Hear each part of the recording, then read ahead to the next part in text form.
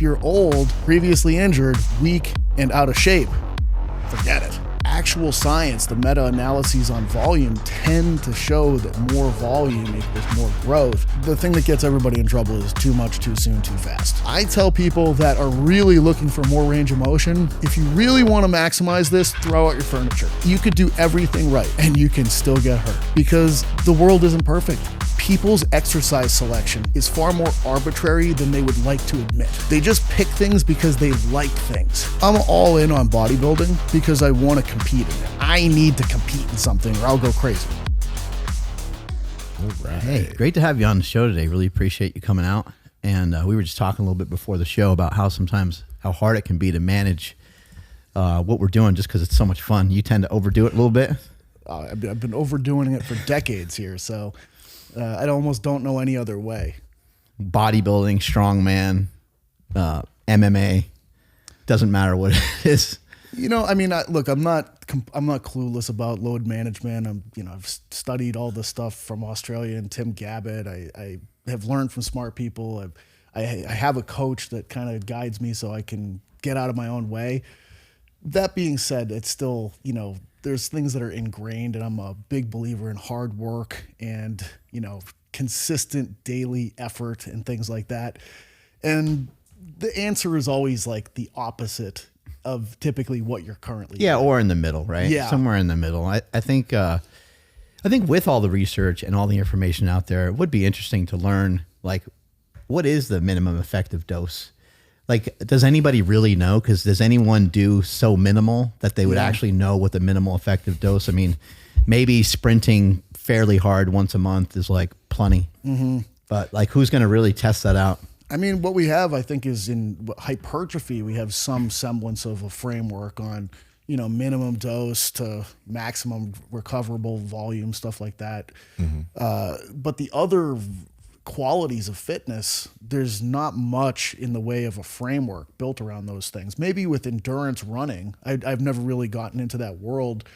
I think they probably have a pretty good idea about mileage and intensities and things like that. But, those are also the two areas where you see people that have had PhDs do a lot of research in the past as well.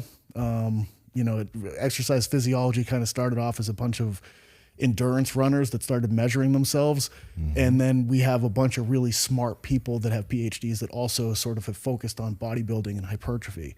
So those kind of like mathematical frameworks for volume and intensity live pretty well in those two worlds.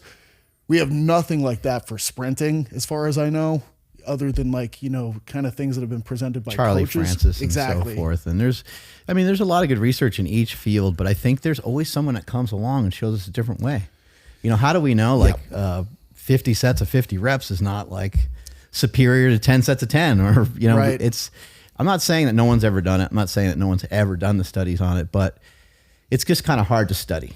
Mm-hmm. And who wants to do 50 sets of 50 reps? I mean, that sounds like complete. Too many reps. It sounds like complete insanity, or even 10 sets of 50 reps or 5 sets of 50 reps. Well, we kind of know that 50 sets of 50 is probably not a good idea. Right. Probably going to cause rhabdo.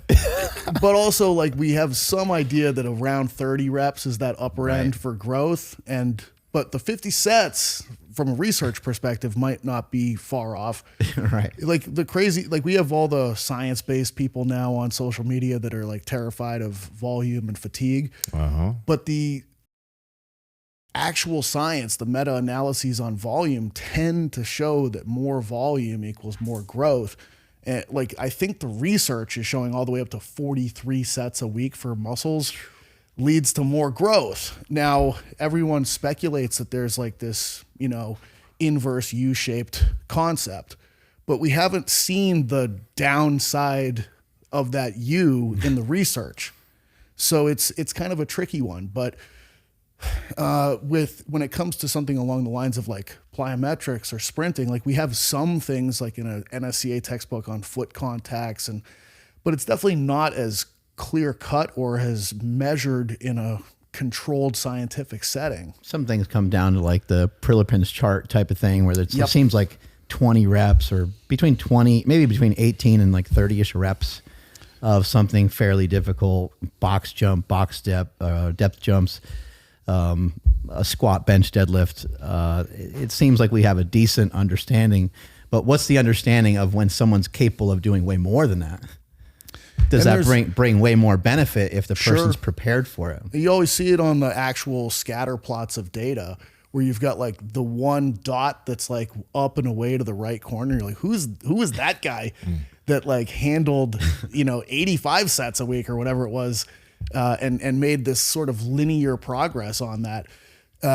So I think though, when we're talking about that, there is some semblance of other variables that we could probably point to and say like, hey, if you talk gender, age, strength levels, things of that nature, previous training history, I would say like from a muscle growth perspective, let's say like you're an older male that's very strong, that's been training for a long time.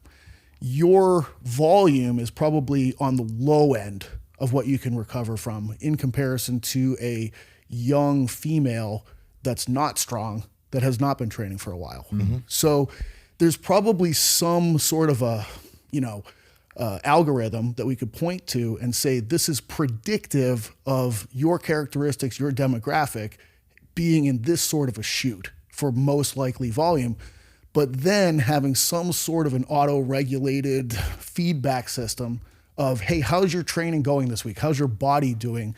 Your feedback then goes into a score sheet, and then that modifies your volume so that it becomes more individualized for you based on how it's going for you. I'm happy that you mentioned the auto-regulation and the feedback, because what I was about to actually ask you and get your thoughts on was even the idea of maximizing anything. Because, when we think of athletes or, I think anyone, whenever they take on a new physical endeavor and they're amped up and they're excited, they want to figure out, okay, how can I maximize the flexibility gains from the stretching program I'm going to be doing? How can I maximize hypertrophy from this lifting program I'm going to be doing?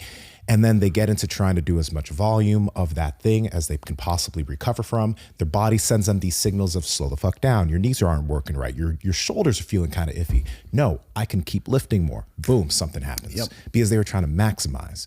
And it makes me wonder, like, because it's whenever people talk about training programs or they put these things out, it's like maximize hypertrophy with this 12-week hypertrophy program or whatever. And it's like, if we are going to be doing this for a long time anyway, you're not going to be lifting for the next few weeks only. You're going to be lifting probably in a semblance for the rest of your life. How about we figure out a way and a thought process to gain muscle forever? Yep. Not even gain muscle forever, but just make some type of progress forever while not breaking down. Yeah. And I mean, look, like if you've been in this and done it, that's kind of the name of the game, is the long game. And the thing that gets everybody in trouble is too much, too soon, too fast. Mm-hmm. So you're always trying to save yourself from that combo. And so, but then it's also too much, too soon, too fast. And if you're old, even worse. Okay. If you have a previous injury history for the tissues that are primarily involved in this activity, even worse. So now also, if you are unfit aerobically and unfit from a muscular strength perspective, even worse. So there's bad, but bad. I always try to remind people when things aren't going well for them, hey, things can get a lot worse. Okay. And if you consider all of the factors, you kind of find the things like, hey, what can help you? Because the tendency for people is they get excited, they're probably going to do too much, too soon, too fast for things they're excited about. If you are young, if you are healthy, if you are coming into it sort of either genetically or pre-trained strong and aerobically fit, you have a bigger buffer for getting away with too much, too soon, too fast. But if you're old, previously injured, weak, and out of shape, forget it. Mm-hmm. Sometimes hard to tell how to manage some of these things because, like, let's say an MMA athlete, let's say they get knocked out in like the third round. And you could think, okay, well, their hands were down.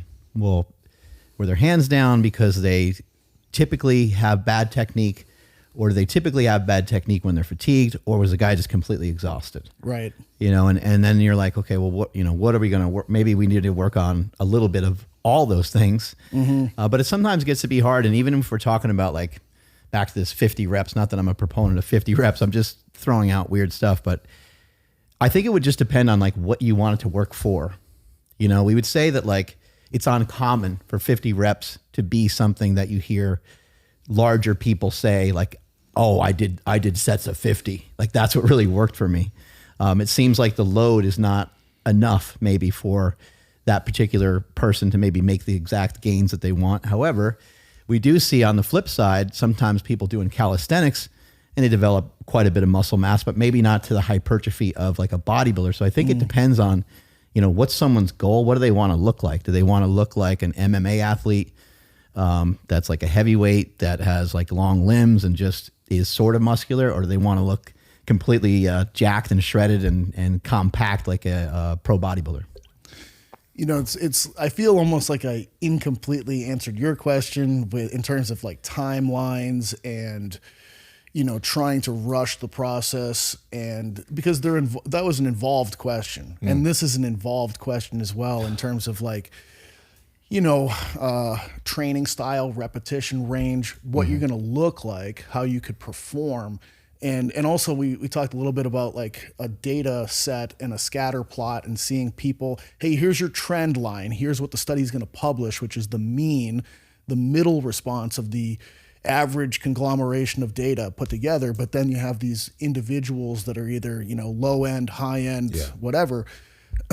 So when I think about the idea of different athletes, different aesthetic outcomes from different training styles, we talked about this a little bit before.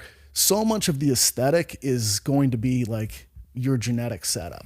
And you can have athletes in different sports that look amazing, or sometimes you get a guy that's like strong as a bull, but just doesn't look that impressive. And it could simply be just the ratios of the skeleton underneath the tissue, you know, where you see this in, you know, offensive linemen or heavyweight wrestlers, where it's just like the dude kind of looks like a grizzly bear, but like they don't look like Mr. Olympia. But then it's like the scariest one. That's the guy that literally like can rip your arms off and beat you with them or something like that. And it doesn't matter how that guy trains. It's almost, I always think like if I zoomed out from humans and I made the conversation about like dogs, okay? If I trained a bunch of St. Bernards and I was like, hey, we're going to just do calisthenics with them only. Calisthenic only St. Bernards. And then over here, we're going to have the pit bulls and they're going to do, I don't know, like powerlifting style training. And we think that the St. Bernards are going to have this lean, ripped look because of the calisthenics only. And the pit bulls are going to look more like... It's a great comparison, by the way. Yeah, but they're just going to look like pit bulls, and the St. Bernards are still going to look like St. Bernards. I could have a leaner St. Bernard. It's still not going to ever be like, wow, that thing is crazy, muscular, nasty looking. So instead of somebody saying that's a St. Bernard, they'll say, is that a St. Bernard? Possibly. But they'll still identify it as a St. Bernard. Yeah, it's like, where's that thing's barrel? And give it a cheeseburger. It's looking a little underfed. Yeah. But it's easier to point those things out when it's not as personal, you know, but when it comes to people, it's so personal in the way that you look, because we're so visual. You know, like our brain is so dominated by the visual cortex. It's 70% of all cortical connection is visual. So our appraisal system is so biased in the direction of what things look like. And then it's also like dealing with other people is such a dominant part of our brain. You know, we've got so many neurons that are just devoted to assessing someone's face and making judgments about like what that face means. Is this a friendly face? Is this a dangerous face? Like, what is it indicating to me? So if we take that out of the picture and we talk about other things, to me, that's where like the silliness of training outcomes from an aesthetic standpoint becomes easier to kind of appreciate or laugh at. Where, you know, for me growing up, the guy that had the best physique of anybody in my hometown never lifted a weight. You know what I mean? Really? Yeah. Yeah, I'm old too. So sorry to take you back to that time, but did that guy do anything physically? Was he? Did he work with his hands? Or? His family did farming. You know, and we had cranberry bogs where I grew up. Yeah. You know, but this dude looked like he was carved out of stone. And see if you can find. There's like this I've been getting this in my feed, this oil field guy. You guys ever see this guy? No. It's on Instagram. Maybe you can, maybe you'll be able to find it on YouTube. I'm not sure. But this guy just picks up like weird stuff that is like completely ridiculously heavy. Oh, you know the test that people do where they flip the water jug upside down? Oh, and they like hold it? Yeah. So he did it with 2 of them, and he took 2 of them and just like held them like this, and they just drained out. It's pretty wild. But yeah, he's got like that kind of farm boy strength that you're talking about there. Yeah. Which I feel like we always kind of like the conversations spin back to these things like, you know, does the weight room beat, you know, farm strength or old man strength or whatever it is? But a lot of it, I think, is just like, it's so genetic. I think about the kids when I grew up that were really strong for no reason. You know, like I remember, you know, we played Mercy a lot, you know, locked hands and that whole thing. Arm wrestle. Yeah. And it was like you knew who was going to beat you. You know, and it wasn't like we were lifting weights when we were 7. Yeah. You know, I agree. I get what you're saying there. But, you know, there's also something where I think aspects of that strength can be built. Like you've done strongman and you've worked with sandbags, right? And that's something like when I started working with sandbags, and I lifted weights since I was 13. So it's 20 years now, right? But when I started lifting sandbags last year, I was oddly weak with them because of the position that I had to get my body in to try to lift those things. Like, and it wasn't that I couldn't, like, even the 150, I found it really difficult. I pulled my back once when I was lifting it, and I was like, getting to this position to lift this tool, I've deadlifted 700 something pounds, but this is difficult. And learning to build that, I felt the transfer to how it is when I grapple with people. Like I felt the direct difference in core strength, difference in strength in those positions. And that's one thing that makes me kind of think that someone, for example, who is, let's say they've been working as a laborer their whole life and they become very efficient moving those types of things for long durations, even though like that's not all genetic, you know what I mean? Like there is a genetic factor, don't get me wrong, but there's a factor in what they're doing on a daily basis. Yeah, you said your friend worked on the farm. Yeah. Like even think of like the Francis Ngannou who did, I don't know what, I think he was like digging sand. Or there's coal, I think. It was something wild, but he did that since he was young. And yes, he's genetic freak, but like that labor over years has something to do with like his punching power. You know what I mean? So it makes me think like aspects of these things can be trained. Yeah, look, I think activity and exposure and just stress is good overall. Yeah. You know, a lot of the conversations that pop up, for whatever reason, I follow a lot of Instagram pages that are like basketball or baseball related. And it's always like saying that the guys from the 60s in the NBA were trash and playing against electricians and plumbers. And, you know, I'm old enough where, you know, I watched in the 80s and I, you know, shake a fist and I'm like demanding people get off my lawn when I hear that, like, you know, Bird and Magic were playing against plumbers. But I'm like, I think about living way back then, you know, like growing up a long time ago and no TV, no screens. You would have had to have lived a life that was probably a lot more physical labor intensive. And I'm thinking like Wilt Chamberlain must have been an absolute demon to try to deal with. Yeah. Like, I mean, I know his decathlon numbers were very impressive. You know, the guy had like a state high jump record, which doesn't surprise me. He probably could step over it or something, but like his 100 meters was like sub 11 seconds or something like, imagine like a 7'3" dude running a sub 11 second 100. That's and like crazy. High jumping super high and like throwing the shot farther than everybody. But all these guys would have been outside living life, doing stuff way more than people nowadays. And just that complete sort of GPP exposure of life that's being lost now. And because you don't have to do those things. no, They say some similar things about the NFL, but they're like, oh, you know, all these guys, you know, they had to have a job and they were coming back from World War II. I'm like, I'd rather face someone that tries to train all day than somebody that went to World War II, personally, if I could choose. I mean, they're hitting a lot. They're playing like, they were just living more rugged lives. Right. And, you know, Might have been slower, but I'm sure they were pretty damn resilient. I've felt the effects of like getting into bodybuilding and having to build up a step count. Like that's made a big difference in my body, my ability to move and do things. Like I never did much aerobic training coming up, even back when I was doing MMA. Like it was kind of pre-thinking that. It was more like train slow, be slow thought process. And so it was like lift, be explosive, like everything explosive. And I would get fatigued. That was really a big problem for me. But just for me, I purposely try to be as active as I possibly can. Like I have a heavy backpack when I go to work in New York City. Nice. I have to bike all over the damn city.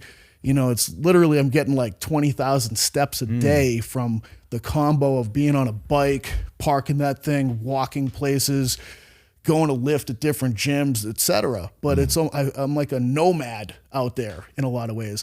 And it's made a huge difference with like resiliency, ability to just be strong in different ways. So I think that's probably a shred of what it was like to live 70 years ago. And I'm still sitting on my phone sometimes scrolling away, you know, and that wasn't a thing back then. I've seen some coaches talking about, you know, there's like these optimal ways to do things, right? Like, I guess if you're to say like, hey, I'm going to go do a sprint workout. Like if there's no context to the sprint workout, you might say, hey, I want you to do 4 sprints. It'd be good if, you know, you're warmed up and got yourself ready and do 4 sprints at about 80%, see how you feel, and maybe do 1 or 2 more at like 85%. And that's the workout. You do like 6 sprints.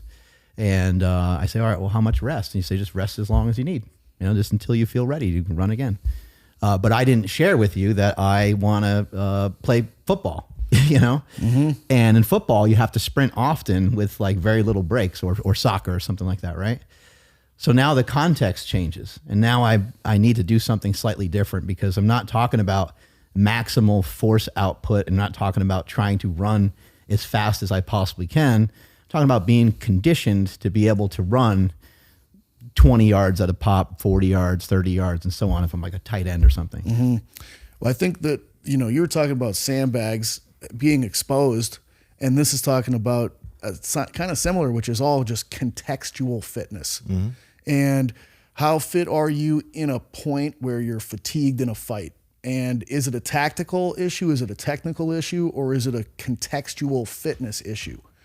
And I think that is, you know, I love Joel Jamieson. Like, he's done such an amazing job with like the aerobic side of things. And I've seen him present a number of times, and, you know, heard him really get into the value of contextual stamina, where it's like, you have to get, like, number one, you got to build just a basic physiological base. And we need these people to have a good VO2. We have to build the, you know, the chemical buffering side of things, et cetera, in the different zones of conditioning. But then if you're working with a specific athlete that is going to face very specific demands, you have to improve their fitness in those specific domains.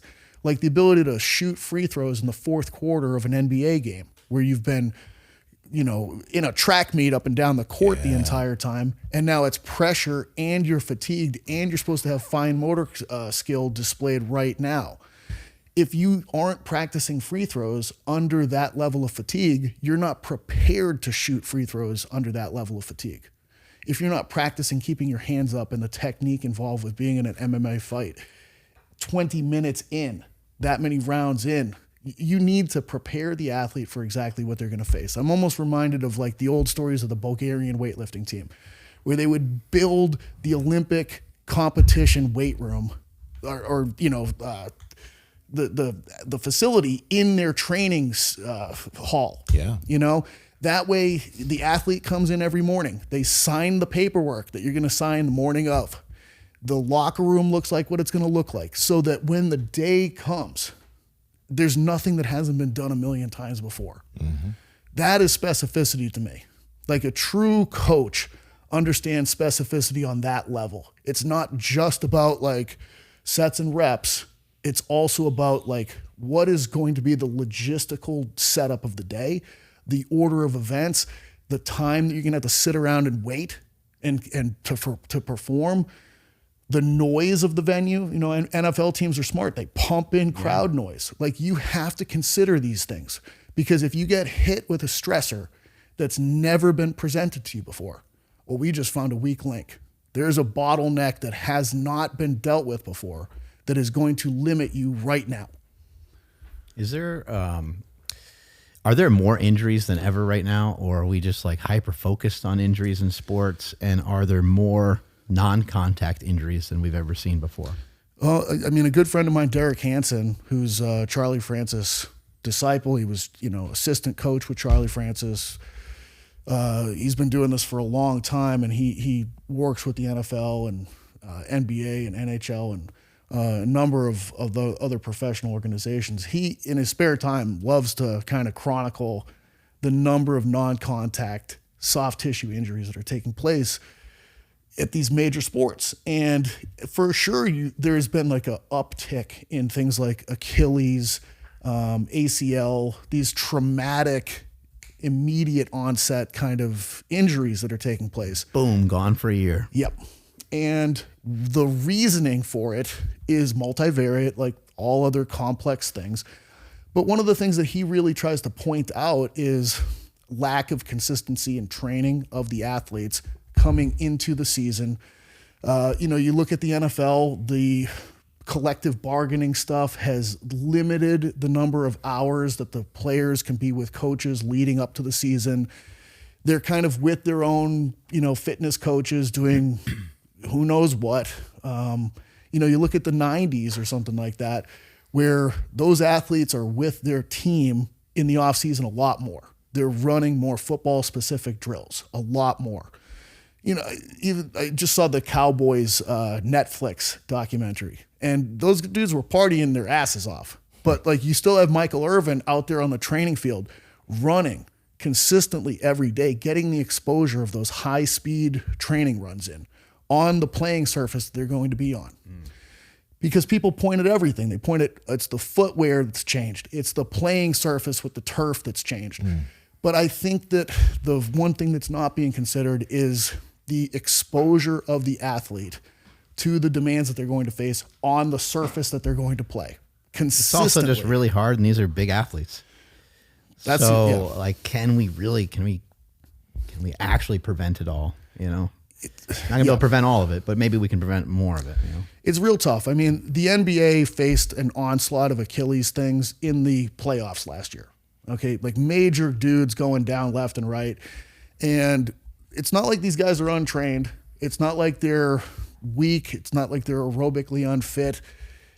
But the pace of the game has changed. The speed of every play is accelerated. It's similar to baseball, okay? Every pitch is now maxed out. Every inning, every pitch, every play. It's max speed. NBA, very similar. Like, you have to have more substitutions now because the pace of the game has increased. Every play is faster. So when that occurs, you're probably going to see things you've never seen before. Even, NFL, the coverage is tighter than it's ever been. The little details of every route are more specific and have to be faster with every cut. So it's possible that it's just the elements of the game that have changed over time with evolution that are now a little bit faster, a little bit more forceful, combined with decreased preparatory time in practice and training with coaches that are on the same page with every athlete, because you got different athletes coming in with different preparedness from training with different styles. So it's a very hard question to really get to the root of. And then of course we're just biological organisms on a planet, and shit happens. I'm not sure if you want to add. Do you want to go more into that? Yeah, a little stuff? bit more on that. You may have heard of some of the stuff from the guys over at Goda. They talk about kind of having that heel out, the foot straight, even functional patterns. Like, what are some of your thoughts about some of these training modalities? And do you think that these guys have decent conjecture, and that some of what they're sharing could be helpful? I'm going to first say that I've had bad dealings with people from those camps, and I've found them to be fairly abusive in the way that they try to communicate. And so I'm a little biased from the perspective of just like, why are you guys so attacking in nature? But that being said, I come from an extensive biomechanics background of studying and have learned from very similar kinds of systems of analyzing center of mass of the organism from different planes, and having a desire of seeing the organism be able to laterally shift and put its center of mass over each foot during foot strike, and wanting to see a very clean, aligned, lumbo-pelvic femoral, tibial, calcaneal foot strike hit the ground in like a perfect sort of a... Super specific, especially when someone's running like 100 meters or something. Yeah. But maybe good luck trying to do that on a football field when it's the fourth quarter or something. I mean, it might be just hard to ask an athlete to do that on a field with cleats and pads and so forth. I wrote a whole book. My book is called A Coach's Guide to Optimizing Movement, and I go into the weeds on the biomechanics stuff. And if you read it and go and look through it, you're going to be like, oh, there's a lot of similarities to GOTA. There's a lot of similarities to functional patterns in terms of talking about spiraling movement and the ability to lateralize and coil and all these things. All that being said, like, I think that is a variable in a huge puzzle, like a matrix of all of these things. And that you can have perfect mechanics, flawless. You can still get hurt. Load management, huge piece in the puzzle. You can have perfect load management. You can still get hurt. You could hurt yourself because of coordination. Yeah. Sometimes you do something that's just kind of goofy and you trip and kind of like you just sort of mess up. And you're like, well, I got myself hurt because I put myself in a bad position. Yep. I mean, you could do everything right and you can still get hurt because the world isn't perfect. Like, things are not simple. Like, we are dealing with complex phenomena that have many influences that are changing. Like, I just picture like this Venn diagram that's constantly overlapping in different ways, that's constantly moving and shifting around, and different things matter more or less at different times. And the context determines all of this stuff, and it's changing throughout your lifespan. It's changing throughout your training history. It's changing on a daily basis, mesocycle basis, annual basis, Olympics. Like, it is not an easy conversation. And the conversation becomes very difficult for me when people try to simplify it and become myopic and aren't considerate of how many things are affecting an organism trying to produce maximal output in a given task at a given time. Have you heard of, I forgot who coined the term. I read it in a book probably 5 or 6 years ago, but the kind versus wicked training environments. It's like a kind environment is predictable. A gym is a kind environment. You know the movements you're going to do, the loads you're going to do. Everything is predictable and you understand. But a wicked training environment is going to be something like a football game, an MMA match, life to an extent when you're moving through different places, etc. Because there are variables all around you that are totally out of your control that ideally your body is prepared to handle fluidly. You know what I mean? And it's one of those things where an NFL football game or a basketball game is a very wicked training environment. Yep. And the goal is to ideally have things that you've set up in these environments where you understand everything to ideally prepare you for that. You know what I mean? But not every variable is understood there. Mm-hmm. I'm going to go a little off the deep end into one of the areas I love to talk about, which is like the micro mimicking the macro and like the fractal nature of all things. And from this topic of like, I look at everything as like a million bell curves that exist on different topics that are interacting at different points in time. Mm-hmm. And most of the time, things are safe when you're in the middle of the bell curve. Okay. So it's almost like I hear what you're talking about, and the bell curve I'm thinking of is like predictability to chaos. Yeah. Okay.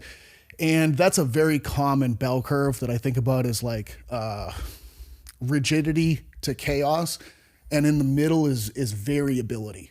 So I think of, you want to exist in the middle of the bell curve because then you can shift in either direction.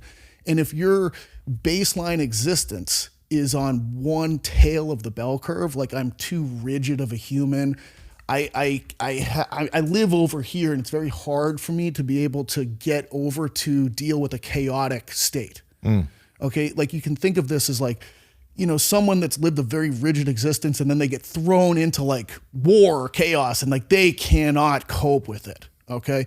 On the other hand, if I've got someone that's lived a completely chaotic life, flower child, hippy dippy, something like that, and you just got signed up for the military and it's going to be super rigid, they're not going to be able to deal with that. But someone that's somewhere in the middle is able to shift in either direction and can most likely handle one or the other. But you can't live in the middle unless you get exposed to both tails. So to me, it's all about volume, like anything else, like training volume, and how much volume do I want to have throughout the spectrum. And typically what I do is there's something in finance called the barbell approach, which is fitting for, a bunch of meatheads to talk about, but they say to balance your financial portfolio by having a lot of really high risk, high return things, and then also very low risk, low return things. And don't bother with the middle, because if you stack the two ends, it'll make you live in the middle. And if you actually try to live in the middle, it'll probably fail in one direction or the other. So I think it's very hard to pin that middle part down. It's like you need the perfect product and perfect margins and perfect everything for that to happen. So I try to deal with this by making training as strict and apples to apples as I possibly can, knowing that competition is the complete opposite. And so I hope to land the buoy somewhere in the middle. But I want the weight room to be like organized, standardized, every rep very much the same. Like the squat pattern is the perfect squat pattern. And that's what my goal is. And I just have to concede to sports being chaos. And I think the product ends in the middle. What about lifting making somebody unathletic? I think that there's just allocation of time across life. And if you allocate a lot of time to lifting, then you cannot allocate as much time to doing the athletic things.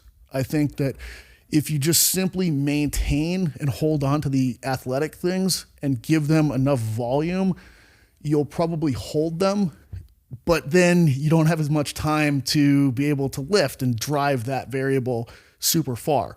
Because if you do take the strength side or the, Olympic explosive tendencies or capabilities and you push those to the genetic ceiling of that organism, then you've reduced the time that could be spent on the other things. And just like from a reality perspective, if you're training that hard on the muscular output side, you're too fatigued to be able to do the other things. So it's not so much that it completely robs, but it robs from your time and your recovery and your ability that you could spread out to those other things.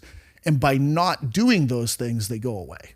What about maybe some of the compression of it, just like lifting heavy and so forth? Well, now we're getting into another real deep rabbit hole that I've gone into. I've learned a tremendous amount from Bill Hartman, and he's been a very strong mentor of mine. And his model is largely based on movement taking place as a result of compressing one side, and it creates expansion in the other direction. So, if I love one of the very simple demos he does where he'll take a rubber medical glove, he'll fill it with water and hang a little object off the thumb. And he'll say hey, how would I make this thing do a kettlebell swing? Okay. And you have to squeeze it on this end to make the other side come up. So he's you have to squeeze the back, compress the back to make movement go in the other direction. All right, Mark, you're getting leaner and leaner, but you always enjoy the food you're eating. So how you doing it? I got a secret, man. It's called Good Life Protein. Okay, tell me about that. I've been doing some Good Life Protein. We've been talking on the show for a really long time of certified Piedmontese beef, and you can get that under the umbrella of Good Life Proteins, which also has chicken breast, chicken thighs, sausage, shrimp, scallops, all kinds of different fish, salmon, tilapia. The website has nearly any kind of meat that you can think of. Lamb is another one that comes to mind. And so I've been utilizing and kind of using some different strategy, kind of depending on the way that I'm eating. So if I'm doing a keto diet, I'll eat more fat, and that's where I might get the sausage, and I might get their 80-20 grass-fed, grass-finished ground beef. I might get bacon. And there's other days where I kind of do a little bit more bodybuilder style, where the fat is, might be like 40 grams or something like that. And then I'll have some of the leaner cuts of the certified Piedmontese beef. This is one of the reasons why like neither of us find it hard to stay in shape, because we're always enjoying the food we're eating. And protein, you talk about protein, leverage it all the time. It's satiating and helps you feel full. I look forward to every meal. And I can surf and turf, Yeah. I could cook up some, chicken thighs or something like that and have some shrimp with it, or I could have some steak. I would say, the steak, it keeps going back and forth for me on my favorites. So it's hard for me to lock one down, but I really love the bavette steaks. Yeah. And then I also love the ribeyes as well. You can't go wrong with the ribeyes. So guys, if you guys want to get your hands on some really good meat, you can head to goodlifeproteins.com and use code POWER for 20% off any purchases made on the website, or you can use code POWERPROJECT to get an extra 5% off if you subscribe and save to any meats that are a recurring purchase. This is the best meat in the world. So it's all kind of like we're going to create movement in a specific direction by compressing the system on the other side. Okay, even like all movement is ultimately kind of turning based. Contralateral. Yes. And there's a stereotype of how I can compress one side to turn to the other direction. So if I take the structures on my left side and I internally rotate them, I'm going to turn to the right. And if I'm able to externally rotate the structures on the right, I'll be able to accept and receive the turn more. And motions that we call like extension and adduction and pronation are all kind of in this internal rotation family. So when I see a baseball player and they do something like that, they're internally rotating their left body and externally rotating their right body, and then they flip to be able to create the opposite turn. So a lot of the way that I think about movement is, what way are you trying to turn? And do you have access to the full compression of this side and the full expansion of the other side? And if you can do that, well, then you can crush a 300-yard drive in golf because that's a full turn, or, time it appropriately so that you can throw a jab cross and a hook. So when we talk about lifting and like big barbell lifting, the way that I've heard Bill explain it is you're trying to not rotate as the primary thing. Mm-hmm. Okay. The way that you're going to get in trouble and miss a lift is turning. So you have to do the same thing on both sides of the body at the same time.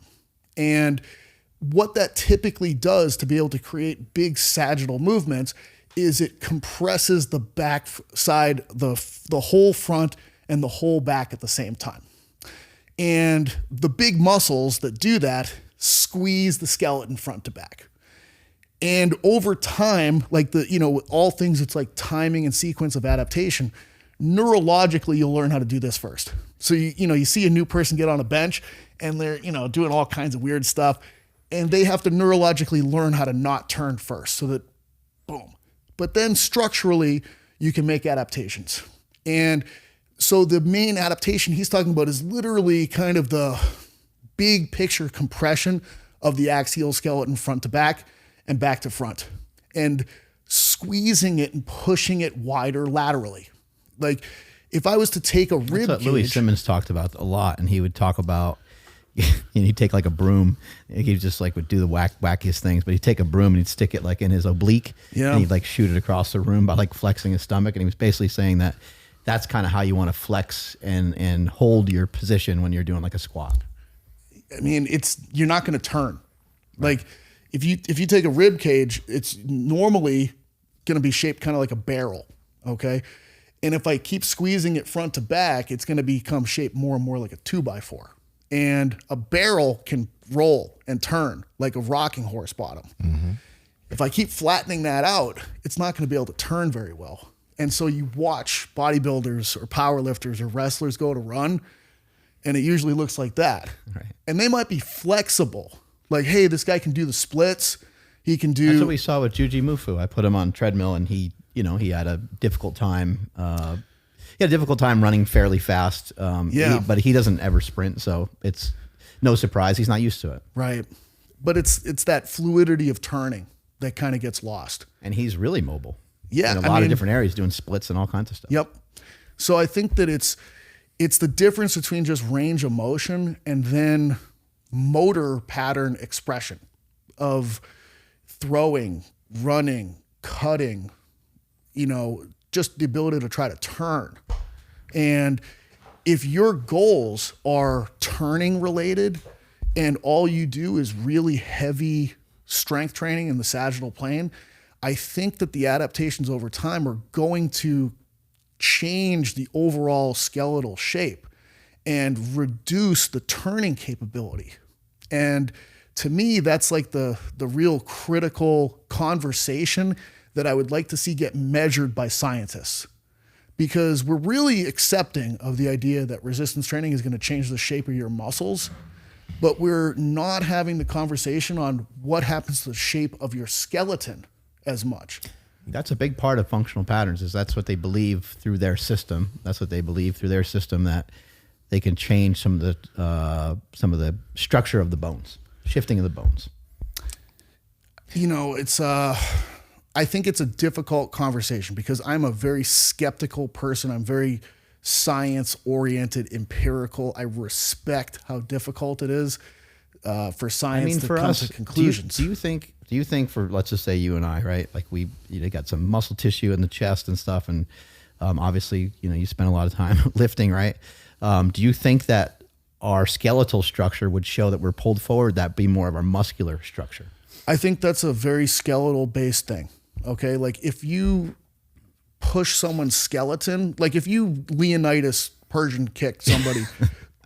What happens is he's compressing their anterior thorax. And when that happens, you internally orient the structures. If you turn that guy around and kick them into the well in the back, you push them like this, okay?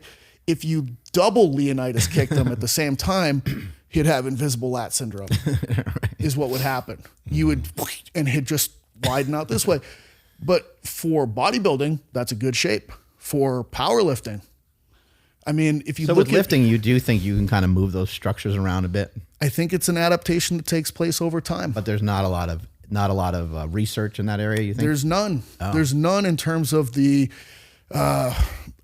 change in axial skeleton shape over time with chronic high intensity resistance training. Now my question based in reality is this.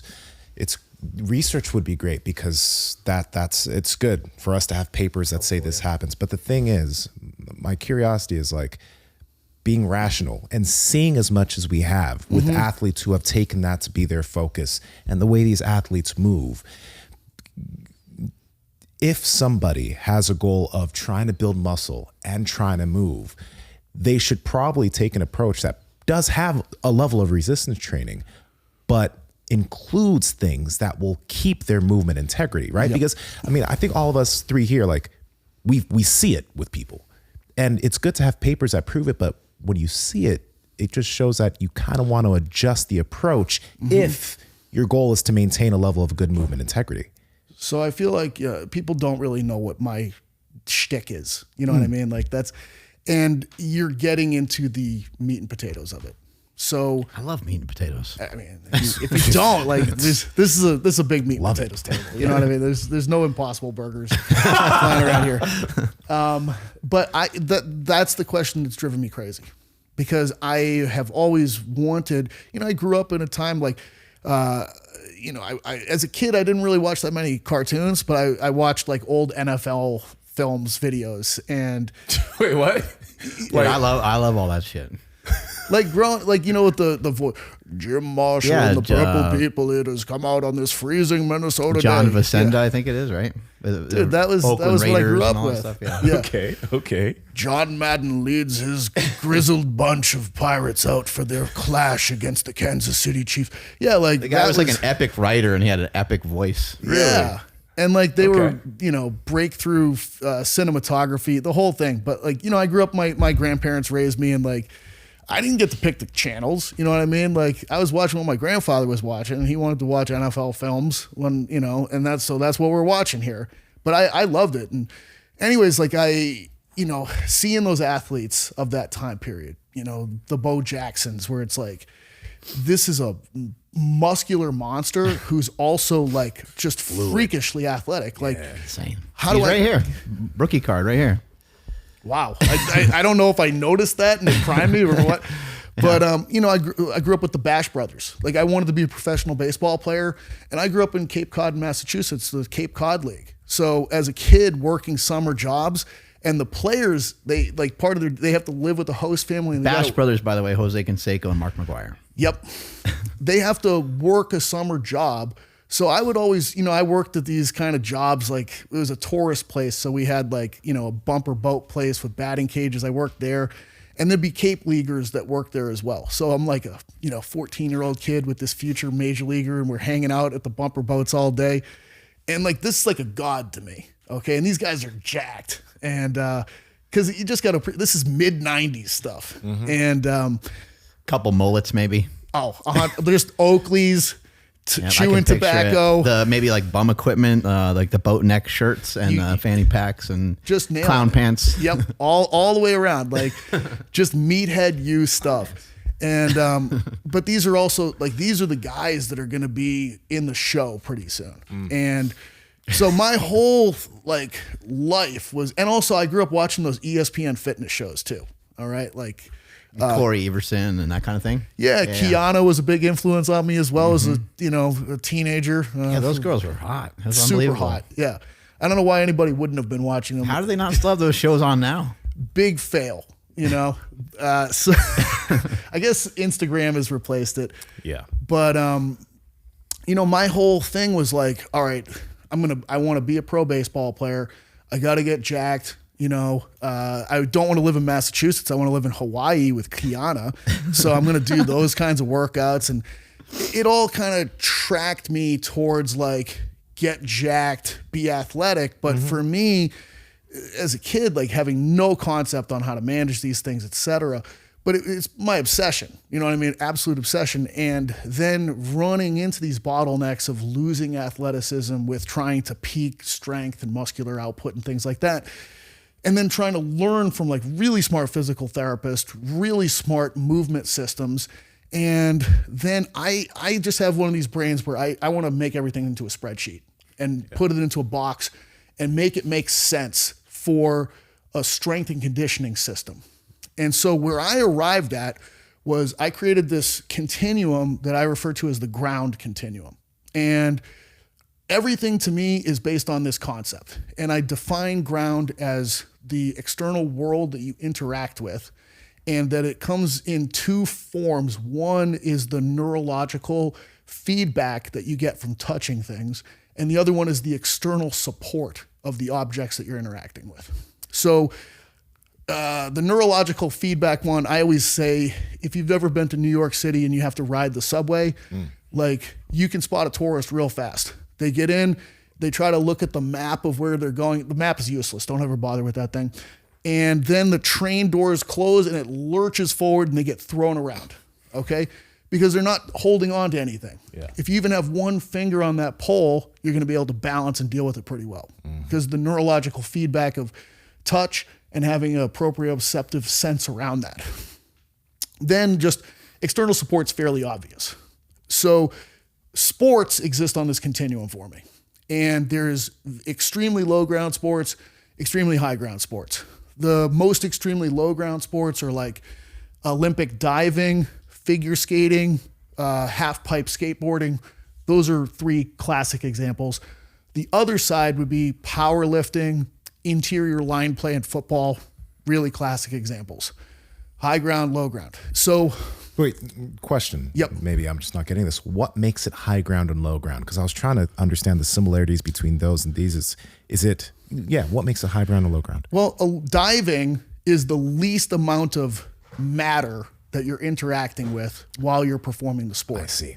Okay. And powerlifting is probably the most amount of matter that you can interact it's with. The least amount of movement you could do. Almost. Right? Now, you can have professional athletes on both ends of these spectrums, and they couldn't be more opposite from each other. People get into these arguments over what's athletic. And I'm like, for what? For what? Yeah. For what? And so That which makes you a great low ground athlete is the ability to turn and tumble through space. And that which makes you a great high ground athlete is your ability to prevent yourself from being turned and tumbled by external forces. Quick question. Would gymnastics be low ground? Most sports have times where they are high ground and times where they're low ground, and the ratios determine where it fares. But you're not doing well in gymnastics unless you can turn and tumble. So I would put it at the low ground end, but you have to be able to produce enough force off of a vault or other things to be able to set yourself up. So there's moments of ground. Okay. And then removal of ground. But the differences are what I find interesting at the extremes. What an interesting concept, because now I'm thinking about it. You got my head ready to explode because I'm thinking of all the different surfaces versus gymnastics versus basketball versus football versus hockey versus tennis. And then tennis, they even play on different courts. Like, it's fucking crazy. I've never heard anybody explain it that way. And the surfaces, I actually categorize the surfaces on degree of deformability. So the less deformable beach volleyball or something. Yes, it's the more deformable the matter that you're interacting with, the lower the ground, and vice versa if it's not deformable at all. So if I take the best high ground athletes and I ask them to do the low ground activity, they'd probably die. Okay, and vice versa. If I take Tony Hawk in his prime and I ask him to play one play in the NFL at left guard, it's not going to go well for him. He's going to be in the hospital at the very least. If I ask a left guard in the NFL to enter the half pipe in the X Games, he's probably going to die. He's going to go to the hospital at the very least. Okay? So the demands and the differences are extreme. I've heard James Smith explain something. James Smith, the thinker. Yeah. And he explained this as far as like mental toughness goes. And I thought it was a really amazing thing that he mentioned. He basically said, take someone like Bones Jones, right? Put him in the octagon. He's comfortable there, right? Yep. Take a Navy SEAL that's used to special operations and they go out in the middle of the night and they have night vision and they drop him out of a helicopter and they're used to that. Not scared. Switch those two guys around. Right. Yeah. You have the Navy SEAL guy. Now, each guy might be more comfortable because they're used to combat, period, than your average person, but they're still probably gonna be scared as shit because they don't have this. They may not have the skill set for that. And these are the conversations that drive me crazy. And like where I have had problems with like some of the GOATA guys in the past is I'm like, you're only looking at a sliver of athleticism. Okay. You're looking at what allows like the athletes that you like and watch to be able to turn and tumble and express these motions in open space. Yeah. But that doesn't mean that the best powerlifters in the world aren't athletes. Okay, and they're prepared for their sport through the methods that have been found there, and it's or an Olympic lifter. I mean, powerlifting, it can be restrictive. There are powerlifters that can extend beyond just powerlifting and do other things. But a lot of times, powerlifters are good at bench, squat, and deadlift, and they're not usually amazing at a lot of other things. An Olympic lifter is a little bit different of an animal because sometimes they are crazy with like box jumps or someone like a shot putter comes to mind. They're great at Olympic lifts. They're crazy strong in the gym. And then I've seen personally, Olympic level shot putters jump up onto a reverse hyper machine. Yeah, I mean, which is pretty high, and they weigh 330 pounds. You're like, what the hell? What is this? What is this guy? I mean, I want to finish the ground thing, absolutely. But I think that it's the main variable of all variables is gravity. Okay. And your ability to deal with the constant and ever present pull of that force. Yeah. Okay. And now what are we trying to do against it? Okay. Am I trying to move through space in open space? Or am I trying to not be manipulated in closed confines with other forces pushing on me in various ways? And to me, that is the zoomed out big picture of sports, is how much of that is relevant to what's happening for you right now. And I try to classify exercise along the same continuum. So if I just take the squat pattern as a for instance, the squat lives on a full spectrum of ground. And on one extreme end of the highest ground squats, I've got hack squat, pendulum squat, leg press. They're completely supported, and there's a tremendous amount of feedback from touching things with your whole body. I can shift down that spectrum to a Smith machine. It's less feedback in terms of touching things with your body, but it's still on a track. I can shift it down and I can go to a free weight squat. Or I could split squat in a machine. Okay? I can continue to go down and I can make it a squat, a free weight squat with shifting my body mass into the frontal plane. Where now all of a sudden I take the axial skeleton and I lateralize it. So I've got nose over sternum, over belly button, over zipper, over one foot. There's much less ground. The other foot is really not part of the anti-gravity process as much at that point. Even just a 2-footed squat versus a split squat. Like I literally take some of my foot and bring it off the ground. It's less ground. So I go all the way to the extreme end of like a lateral stance, frontal plane squat with free weights as the lowest ground squat motor pattern like that I can do.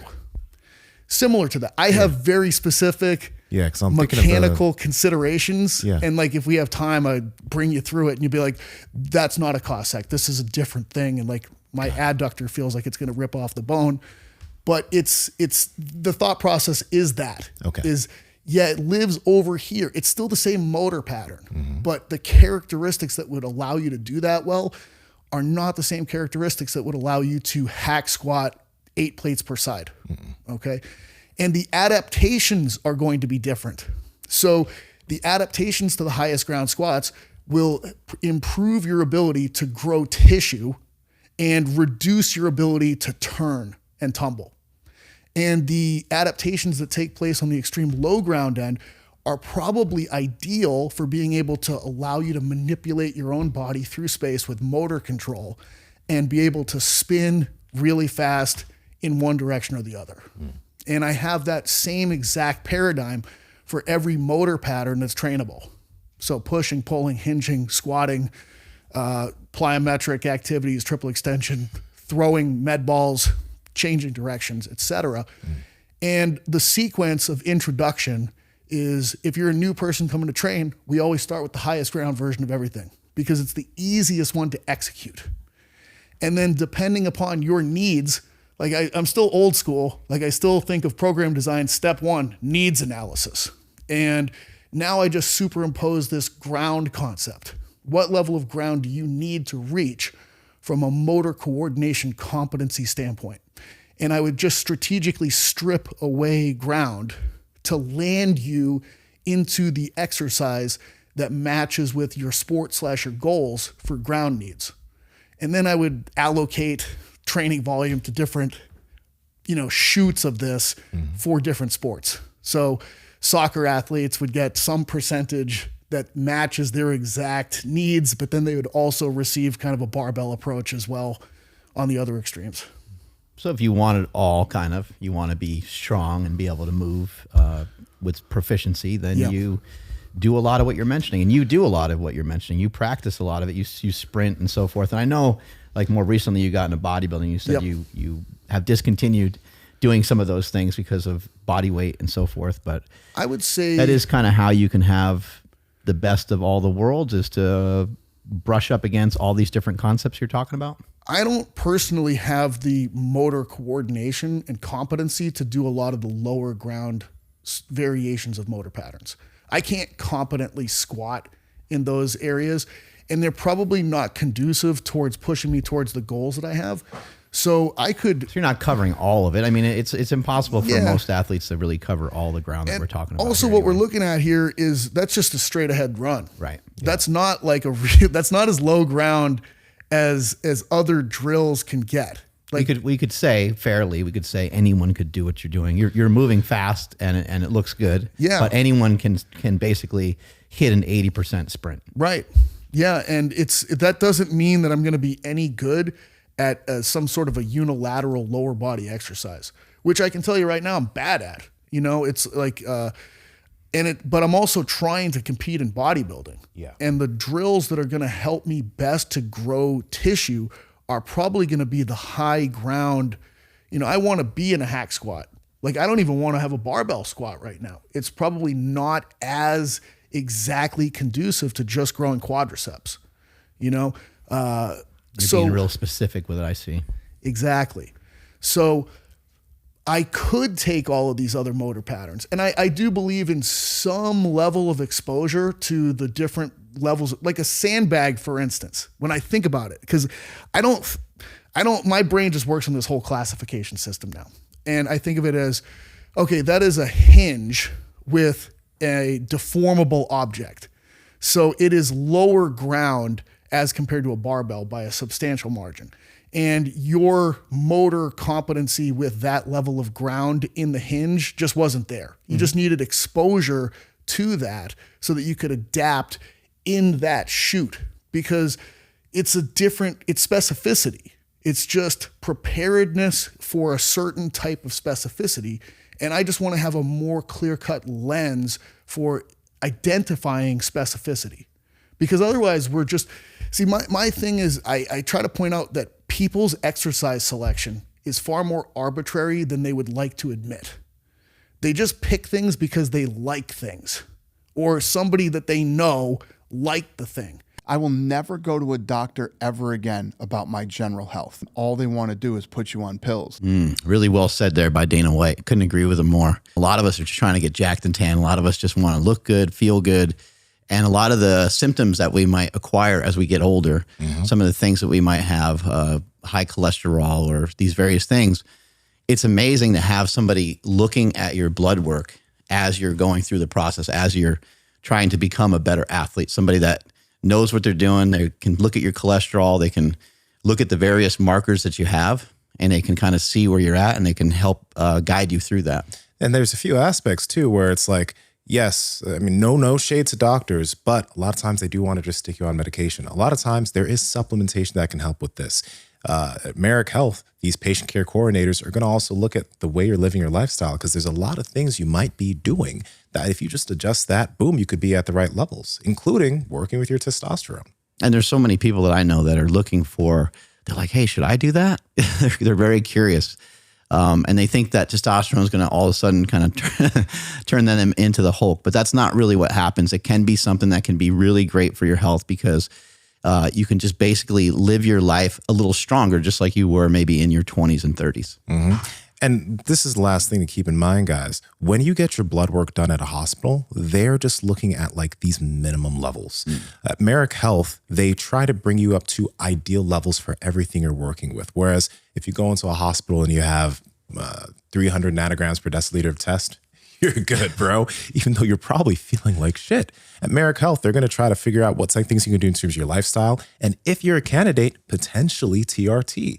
So these are things to pay attention to get you to your best self. And what I love about it is a little bit of the back and forth that you get with the patient care coordinator. They're dissecting your blood work. It's not like you just get this email back and it's just like, hey, try these 5 things. Somebody's actually on the phone with you, going over every step and what you should do. Sometimes it's supplementation, sometimes it's TRT, and sometimes it's simply just some lifestyle habit changes. All right, guys, if you want to get your blood work checked and also get professional help from people who are going to be able to get you towards your best levels, head to merrickhealth.com and use code POWERPROJECT for 10% off any panel of your choice. And we don't actually have a good classification system for helping with exercise selection, you know? And that's actually what I'm trying to provide for the industry, is almost like a drug classification of like, hey, this is a barbiturate. Okay, this is a amphetamine. You know, what is the actual category that this activity belongs in? And are you prepared for it or not, based upon previous exposures of classifying exercises? That's an interesting way of wording it too, because like if you think about like alcohol, hey, you want to grab a beer? Sure. Hey, want to go do some shots? No. Right. Or maybe like one shot, but like even one shot, you're kind of, if you're not used to it, you're like, Right. I think I'm good. Having a beer, isn't really that big of a deal, right? It's like a lower percentage of alcohol. You drink one glass and you take your time with it and you're good.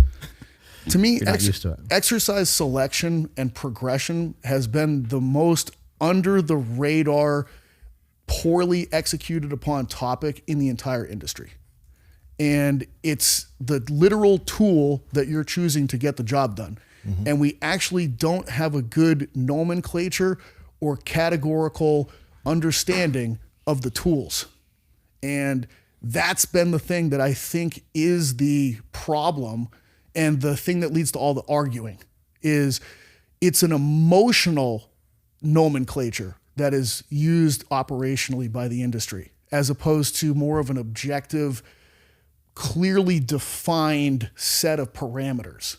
And there's probably something a little bit wrong with my brain in some ways, where I want to, I believe very strongly in documenting things and accurately assessing and categorizing things for more efficient work processes to take place, almost like I was building a factory assembly line.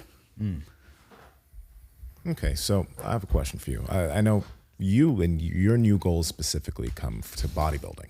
So I don't know how long you want to focus on it, how far you want to take it. You've done many athletic things. You've done MMA fights. You've done a lot of sprinting and stuff.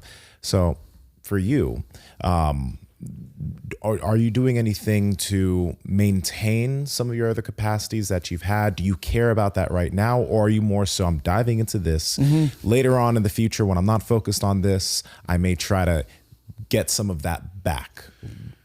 How are you handling that? I'm all in on bodybuilding. Yeah. Because I want to compete in it. Yeah. Because I need to compete in something or I'll go crazy. Gotcha. You know, it's like Ahab needs a whale to chase. Like I need something training wise to compete in. Otherwise I feel a little bit lost, like something's missing. Yeah. And so I'm just trying to execute the full suite of bodybuilding behaviors as I understand them, which is basically diet, resistance training, aerobics, step count, drugs.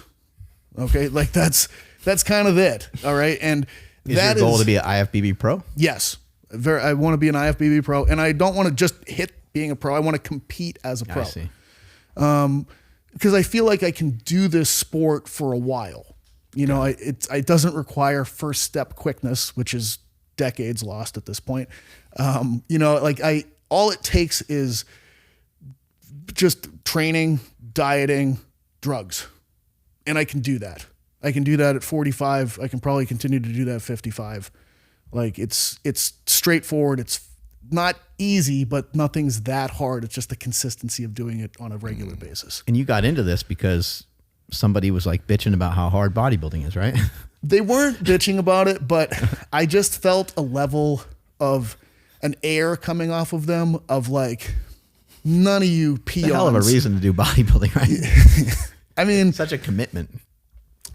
It like I'm not ever gonna defend my mental health. You know what I mean? Like, my motivation for things is probably very twisted when I really kind of dig down. You know, this things. guy doesn't even remember saying any of this to you, or doesn't even probably. No. I mean? There's nothing. Yeah, absolutely. But you got this thing going. Yeah, I remember shit that people have said from back in the day. It still plays up. 100%. Yeah, you have it next like, to your mirror or whatever every morning. I've never found anything to be a stronger motivator than spite.